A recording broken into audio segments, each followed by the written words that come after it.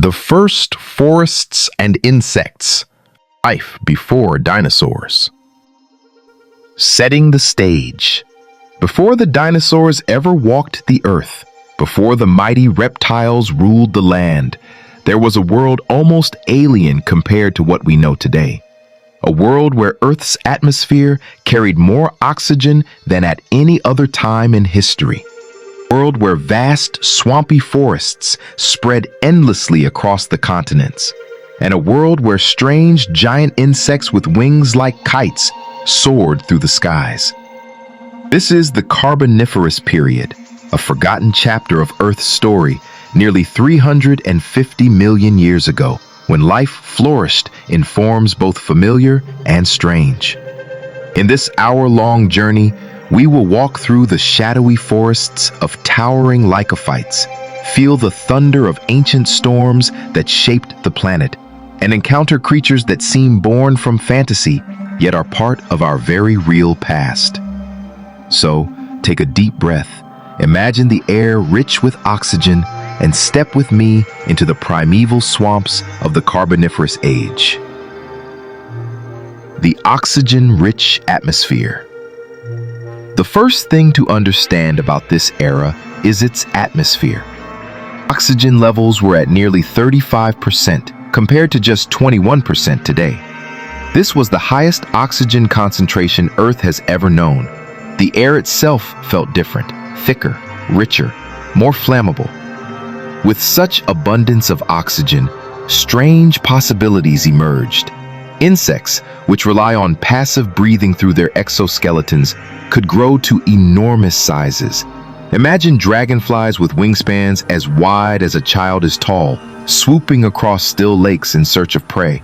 Imagine centipedes the length of a human arm crawling through damp leaf litter. Even the smallest spark could ignite raging wildfires, as the forest floor was littered with dry ferns and fallen wood waiting to burn. The very air of the Carboniferous shaped the destiny of life. It allowed giganticism, created hazards, and influenced evolution in profound ways. The first great forests. Now picture the land itself. The continents were not arranged as they are today. Much of Earth's surface lay near the equator, forming vast, swampy lowlands. In these wetlands, plants had begun to conquer land in ways never seen before. The first true forests appeared. Not forests of oaks or pines or flowering plants, that would come millions of years later, but forests of primitive giants. Towering lycophytes, relatives of modern club mosses, grew over 30 meters tall, with trunks as thick as a house. Their bark was patterned with diamond-shaped scars from fallen leaves, creating eerie geometric textures in the dim light. Intermixed with these giants were giant horsetails, forming dense thickets and tree ferns, spreading delicate fronds high into the canopy. Walking through these forests, one would hear the constant dripping of water, the distant croak of amphibians, and the soft flutter of wings. The ground was soft, spongy, and often flooded. Roots spread shallowly through the wet soil, anchoring the massive trees in the bog. It was here, in these primeval forests, that the foundations of our modern world were laid. The coal swamps. The Carboniferous is named for what it left behind: coal. In swamp after swamp, massive amounts of plant matter accumulated. Trees would fall into the water, sinking into oxygen-poor bogs where decay was slow. Over millions of years, layer upon layer of this dead plant material built up. Buried, compressed, and heated by geological forces, this plant matter transformed into the coal we mine today. Every piece of coal burned in factories, homes, and power plants is a relic of this ancient age, a memory of forests that stood hundreds of millions of years ago.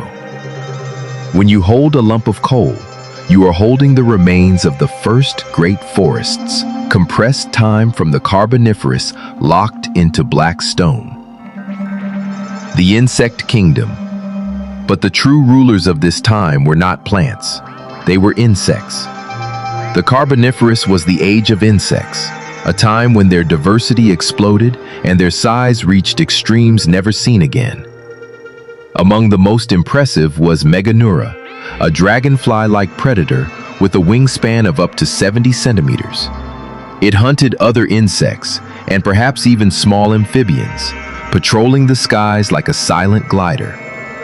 On the forest floor crawled the enormous millipede-like creature, Arthropleura, stretching up to 2.5 meters long. It fed on decaying plant matter, rustling through the undergrowth like a fallen log that suddenly moved.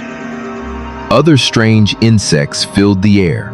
Early cockroaches, giant crickets, and mayflies swarmed near the waters. The buzzing, clicking, and droning of wings must have filled the swampy air in a chorus unlike anything we hear today. These insects were not only larger, but also crucial to the balance of their world. They helped recycle plant matter, pollinate primitive plants, and became food for amphibians and fish. In many ways, the rise of insects set the stage for all future life, including us. Amphibian pioneers. Among the roots of these swamp forests, another story was unfolding. It was the age of the amphibians. Amphibians were the first vertebrates to truly claim both water and land as their domain.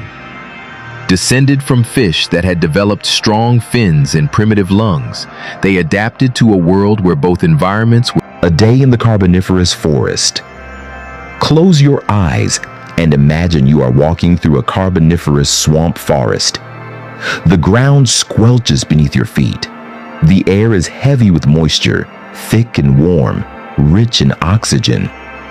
All around you, colossal trunks rise skyward, their scaly bark catching what little sunlight filters through the canopy. The light is green, filtered through endless layers of fern fronds. You hear the croak of a giant amphibian echoing through the swamp. The buzz of insects hums around you like an unending orchestra. Suddenly, a shadow passes overhead. Meganeura gliding silently, its vast wings shimmering in the light. As you press deeper, you stumble upon a clearing. A massive Arthropleura millipede stretches across the forest floor, moving slowly, each segment of its armored body rippling in rhythm. It pays no attention to you, more interested in the fallen leaves it consumes. Thunder rumbles in the distance. Dark clouds gather, and a warm rain begins to fall, pattering against the fronds, dripping down onto your shoulders. The forest drinks deeply. These swamps thrive on constant rainfall. The Carboniferous forest is alive. Every sound, every flicker of movement, every shadow tells the story of life experimenting, expanding, and adapting. Climate and storms. The climate of the Carboniferous was strange by our standards. Near the equator, where most forests grew, the world was humid and hot, with endless rainfall feeding swamp ecosystems. These were greenhouse worlds choked with water and dense vegetation. But as time passed, Earth's climate shifted. Glaciers grew near the South Pole, locking away water, and great fluctuations began to affect the equatorial forests. Periods of flooding alternated with drought, reshaping habitats. The storms of this era were violent. With high oxygen fueling intense fires, lightning could ignite vast wildfires that swept through forests, leaving behind charred remains. Then, the rains would return, flooding the burned ground and allowing new growth to rise again. Life had to adapt not only to predators and competition, but also to the ever-changing mood of the planet itself. The rise of reptiles. It was in this turbulent world that something revolutionary emerged. The first reptiles. Unlike amphibians, reptiles developed eggs with protective shells. This single innovation freed them from the need to return to water to reproduce. For the first time in history, vertebrates could live entirely on land. These first reptiles were small lizard-like creatures scurrying through the undergrowth. They were not dominant yet. They lived in the shadows of insects and amphibians, but they carried within them the seed of the future. From these humble beginnings would come the dinosaurs, the pterosaurs, and even mammals, our own distant ancestors. The Carboniferous forests, then, were not only rich ecosystems, they were cradles of evolutionary innovation. Fire in an oxygen world. With oxygen levels so high, fire was both a destroyer and a creator. Dry seasons turned parts of the forest into tinderboxes. A single strike of lightning could set the canopy ablaze, flames leaping higher than modern wildfires. But fire was not only devastation, it also cleared old growth, recycled nutrients, and opened space for new plants. In the long dance of destruction and renewal, forests evolved resilience. Animals, too, learned to adapt. Amphibians hid in water. Insects swarmed away from flames. Reptiles scurried into burrows. Fire was as much a part of the Carboniferous world as the rains and the trees. The legacy of the Carboniferous. The Carboniferous did not last forever. Climate shifts, continental movements, and changing ecosystems transformed the planet. Many of the great swamp forests eventually collapsed, buried under sediments that would one day become coal. But the legacy of this time lives on. Every flame of coal that burns is the memory of those forests. Every reptile, bird, and mammal alive today descends from the reptiles who first appeared then. Every insect buzzing in our world carries the story of its giant ancestors.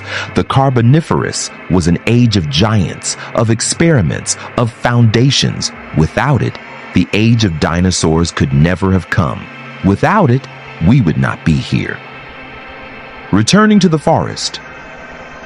So as we leave behind the Carboniferous, picture once more the vast forests, the towering lycophytes rising into the mist, the endless buzzing of insects, the shadows of giant dragonflies circling above, the steady crawl of amphibians in the mud.